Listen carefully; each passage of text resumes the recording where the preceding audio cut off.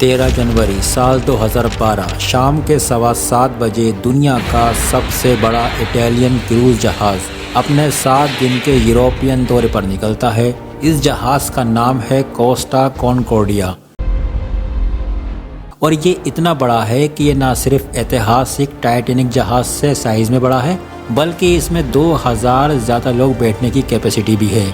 इसलिए इसमें सफ़र कर रहे हैं 4252 लोग। एंटरटेनमेंट की बात करी जाए तो इस जहाज़ में क्या कुछ नहीं है।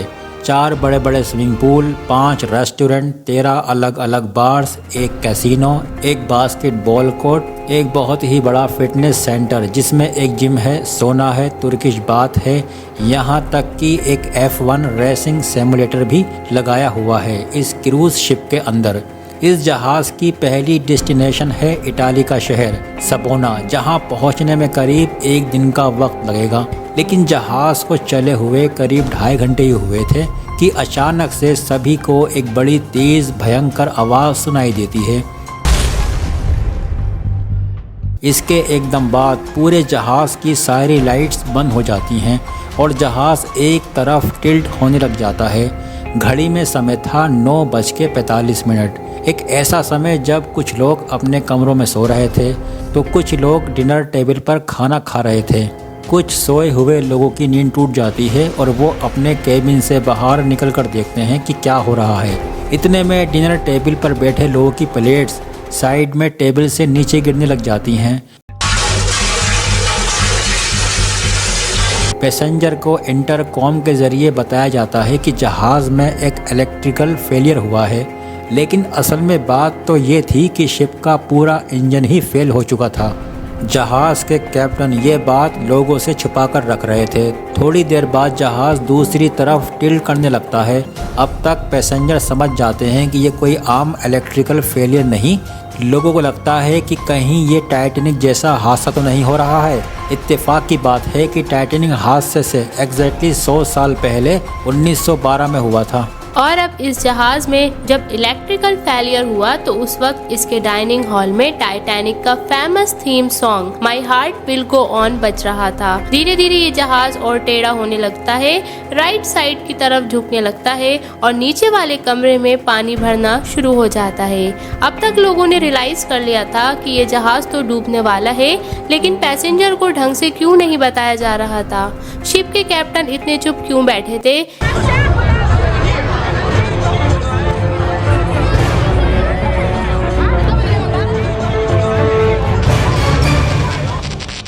इस जहाज को कोस्टा करोसिया नाम की एक इटालियन कंपनी के द्वारा चलाया जाता था। पहले तो ये कंपनी सिर्फ कार्गो शिप ऑपरेट करती थी, लेकिन 1948 में इन्होंने अपनी कोस्टा लाइन शुरू करी और देखते ही देखते यूरोप की one of the biggest cruise ship company बन गई। आगे चलकर साल 2000 में कार्निवल कॉरपोरेशन नाम की एक कंपनी इसे खरीद लेती है तो कोस्टा करोसियर कार्निवल की एक मददगार कंपनी बन जाती है। जून 2006 की बात है कि इन्होंने अपना पहला जहाज लॉन्च किया कॉनकॉर्डिया क्लास का, जो कि है हमारा ये आज का कोस्टा कॉनकॉर्डिया। अपने जमाने की सबसे बड़ी इटालियन क्रूज शिप जिसे बनाने की कॉस्ट पड़ी थी $570 मिलियन।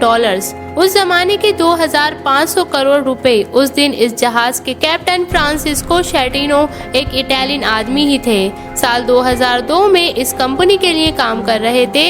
इनका नाम याद रखना क्योंकि हमारी कहानी में एक बहुत अहम हिस्सा निभाते हैं। 7:18 ये जहाज अपनी पहली डेस्टिनेशन सबोना के लिए रवाना होता है और 2 घंटे ही बीते थे कि ये जहाज अपने नॉर्मल रूट से भटक जाता है। ये कोई गलती नहीं थी। कैप्टन शेटिनो जानबूझकर इस जहाज को एक आइलैंड के पास ले जाना चाहते थे, इटली देश का गिग्लियो आइलैंड। ये चाहते थे कि यहाँ बैठे लोग रात के अंधेरे में इस चमकते हुए जहाज का नजारा ले सकें जब भी कोई जहाज किसी जमीन के बड़ी करीब से गुजरता है। इस चीज़ को सेल पास्ट या सेल बाय कहा जाता है। नॉर्मली इतने बड़े जहाज़ कई किलोमीटर दूर 7-8 किलोमीटर दूर समुद्र के तट से समुद्र के बीच में ही चलते हैं, क्योंकि पानी उतना गहरा भी होना चाहिए इतने बड़े जहाज़ के चलने के लिए। लेकिन इस सेल बाय की वजह से ये जहाज़ किनारे से सिर्फ 150 मीटर दूर था। जाहिर सी बात है पानी यहाँ इतना गहरा नहीं होता। नीचे बड़े बड़े पत्थर या रीफ हो सकती है जिनसे जहाज़ टकरा सकता है। ऊपर से रात का भी समय था और जहाज़ काफ़ी तेज़ भी चल रहा था। बाद में इटली की ministry of infrastructure and transport की रिपोर्ट ने भी यही बताया। रात के समय में एक अनसेफ डिस्टेंस पर यह जहाज़ कुछ ज़्यादा ही करीब चल रहा था किनारे के। एक सवाल यहाँ पर ये उठेगा कि ये कैप्टन ऐसा क्यों कर रहे थे। बात है कि ये कैप्टन शेटिनो एक समय पर सीनियर कैप्टन मारियो पोलम्बो नाम के एक आदमी के अंडर काम किया करते थे और ये मारियो भी गिगलियो आइलैंड पर ही रहते थे। और जिस रात ये जहाज़ आइलैंड के बगल से गुजर रहा था उस रात हमारे फ्रेंड शेटिनो मारियो को कॉल करके कहते हैं, क्योंकि हम इस आइलैंड के बगल से गुजर रहे हैं, हम आपके लिए सायरन बजा देंगे, हम आपको एक ट्रिब्यूट देना चाहते हैं। ये सुनकर मारियो बताते हैं कि मैं तो हूँ ही नहीं इस आइलैंड पर इस वक्त, मैं तो इटाली के किसी दूसरे शहर में हूँ। इसी बातचीत में कॉल की लाइन कट हो जाती है। ये कॉल करी गई थी 9:40 पर और इसके कुछ ही मिनटों बाद वही भयानक सी आवाज़ आती है जिसकी हमने वीडियो के शुरू में बात करी थी। जिसका डर था वही हुआ। ये जहाज़ पानी के अंदर मौजूद पत्थरों से जाकर टकरा गया। कॉनकोर्डिया जहाज़ के हल को इस टकराव ने चीर कर रख दिया। लगभग 70 मीटर लंबा घाव इस जहाज़ के सेंसिटिव हिस्से पर पड़ गया। जिस जगह ये इम्पैक्ट हुआ वो जगह आइलैंड के किनारे से 100 मीटर दूर भी नहीं थी। रात के अंधेरे में ये जहाज़ इतना आइलैंड के करीब पहुंच गया था। इसके एकदम बाद पानी जहाज़ के अंदर बड़ी तेज़ी से आने लगा। 26 साल के एंड्रेयो कॉर्लो, जो कॉनकोर्डिया जहाज़ के 3rd ऑफिसर थे, ये अपने केबिन में सो रहे थे। जब ये घटना हुई, जब इनकी नींद खुलती है तो जब ये अपने केबिन से बाहर निकलकर देखते हैं तो उन्हें दिखता है कि हॉलवे के अंदर पानी ऑलरेडी आ चुका है। ये तुरंत इंजन रूम की तरफ भागते हैं और वहां पहुंचते हैं तो इन्हें दिखता है कि वो दरवाज़ा तो खुल ही नहीं सकता। बंद दरवाजे से ही इन्हें दिख रहा था कि जनरेटर्स और इंजन पूरे तरीके से पानी के लपेटे में आ चुके थे। 9:52 चीफ इंजीनियर और इंजन रूम के बाकी ऑफिसर इमरजेंसी डीजल जनरेटर चालू करने की कोशिश करते हैं, लेकिन अफसोस नाकाम रहते हैं। ये इस कोशिश में कि चीफ इंजीनियर्स जहाज़ के कैप्टन शेटिनो को जाकर फिर बताते हैं कि हालत कितनी खराब हो चुकी है। लेकिन gentilmente di tornare alla vostra cabina o se desiderate essere in giro per il salone. Una volta che noi abbiamo finito di sistemare il problema che abbiamo, il problema elettrico del generatore, tutto sarà calma. इन अगले मिनटों में जहाज रुका नहीं था अपनी जगह पर, बल्कि आगे बढ़ते जा रहा था आइसलैंड से दूर। 10 बजे के करीब कैप्टन शेटिनो को लगता है कि जहाज को वापस घुमा लेना चाहिए। अगर हम डूब गए तो बीच समुद्र के अंदर रहना ज्यादा खतरनाक होगा।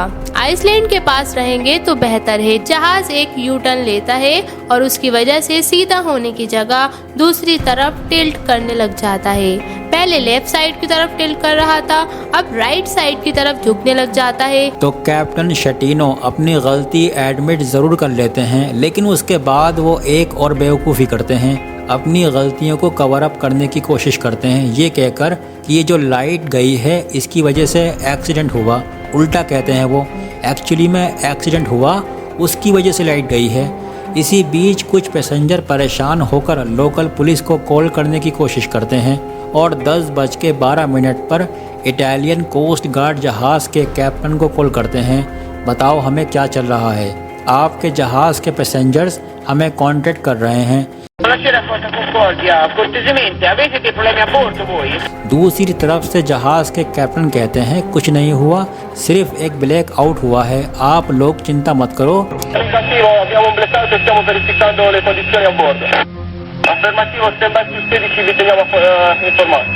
ये बात तब कही गई जब आधा घंटा ऑलरेडी हो चुका था टकराव हुए। 10 मिनट और बीतते हैं और तब जाकर कैप्टन शेटिनो का मन बदल जाता है। आखिर कब तक झूठ के सहारे वो सच्चाई को दबा कर रखेंगे। रात के 10:22 शेटिनो रेडियो ऑपरेटर को कहते हैं कि तुम कोस्ट गार्ड को कॉल करके बताओ कि जहाज़ के लेफ्ट साइड में टक्कर लग गई है और कॉनकोर्डिया को टग बोट्स की हेल्प की ज़रूरत है। लोगों को लाइफ जैकेट हमने दे दी है और सब लोग सेफ हैं। एक एक मिनट यहाँ पर बहुत ही इम्पोर्टेंट था, क्योंकि जहाज धीरे धीरे और ज़्यादा टिल्ट किए जा रहा था। फाइनली जाकर 10:33 पर एक जनरल इमरजेंसी अलार्म राइज किया जाता है और पैसेंजर को कहा जाता है कि वो इमरजेंसी असेंबली एरिया में जाकर इकट्ठे हों और बाकी इंस्ट्रक्शन का इंतजार करें।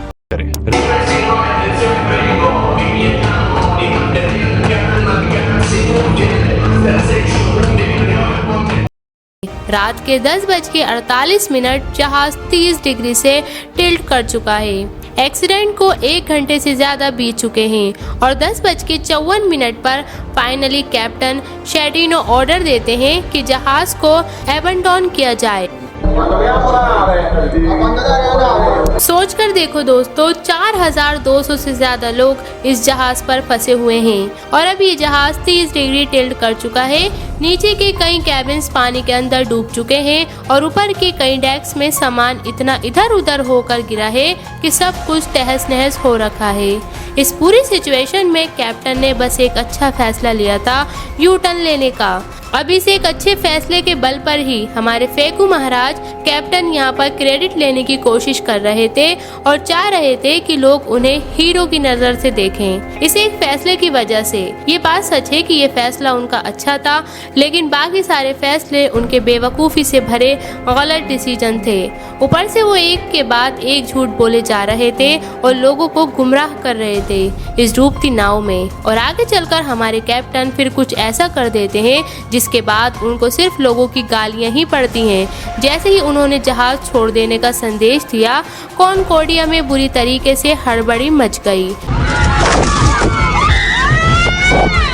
कुछ लोग तो इस संदेश से पहले ही लाइफ बोट लेकर पानी में निकल चुके थे। बाकी कई लोग कॉन्फिडेंट थे कि उन्हें स्विमिंग आती है, तो वो सीधा पानी में कूद गए। उन्हें दिख रहा था कि बगल में आइलैंड है, तो वो वहाँ पर तैरकर चले गए। लेकिन कैप्टन के सिग्नल के बाद पूरी तरीके से गड़बड़ हो गई, क्योंकि लोगों की भीड़ लाइफ बोट की तरफ भागने लगी।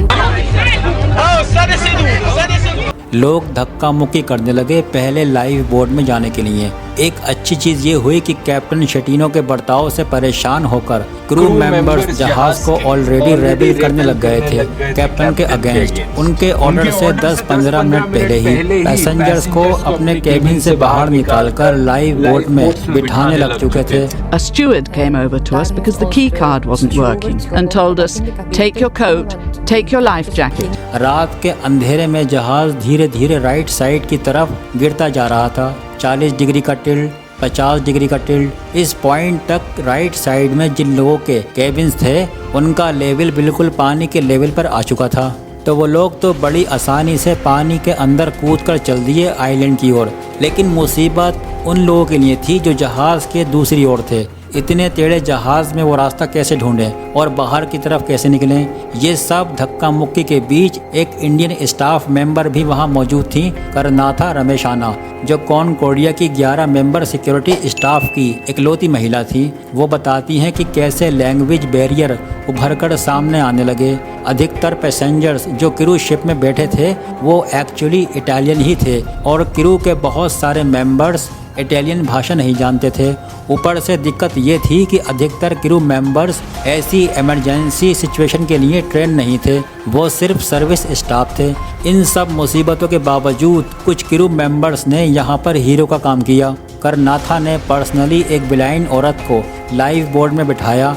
बाकी 2 लोगों ने व्हील चेयर्स पर बैठे पैसेंजर को अपने कंधों पर उठाकर लाइफ बोट में बिठाया। उस रात जहाज पर एक और इंडियन क्रू मेंबर मौजूद थे, रसल रेबिलो, जो कि एक वेटर के तौर पर काम कर रहे थे। कैप्टन शेटिनो के ऑर्डर के आने से पहले ही वो पैसेंजर की हेल्प कर रहे थे लाइफ बोट्स में बिठाने में।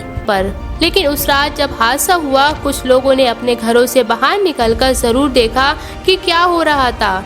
इस आइलैंड के डिप्टी मेयर मारियो पेलेग्रिनी को जैसे ही पता चला कि यहाँ एक जहाज डूब रहा था, ये खुद एक सिविलियन बनकर इस जहाज के पास गए लोगों की हेल्प करने के लिए। 1 मिनट बिना सोचे ये लाइफ बोट में कूदे और पानी में गए लोगों की हेल्प करने के लिए। इन्होंने कहा जब जहाज पूरी तरीके से राइट साइड की ओर गिर चुका था, कुएं से बनने लगे थे। जहाज के अंदर पानी के जिनमें लोग फंसे हुए थे वो एक रस्सी का इंतजाम करते हैं और उस रस्सी की हेल्प से कुएं में फंसे हुए लोगों को निकालकर उनकी जान बचाते हैं। इस अर्ली स्टेज ऑफ एवोकेशन में 2500 से 3300 लोग सेफली आइसलैंड पर पहुंच चुके थे। लेकिन बाकी और का क्या हुआ, क्या उनकी जान बच पाई? इस वीडियो का सेकंड पार्ट देखने के लिए हमारे चैनल को सब्सक्राइब जरूर करें। अगर आपको हमारी ये इन्फॉर्मेशन पसंद आई हो तो वीडियो को लाइक, शेयर एंड सब्सक्राइब करना ना भूलें। और ऐसे ही ज़बरदस्त इंटरेस्टिंग नॉलेज के लिए बने रहिए हमारे YouTube channel AK knowledge year पर। तब तक के लिए टेक केयर।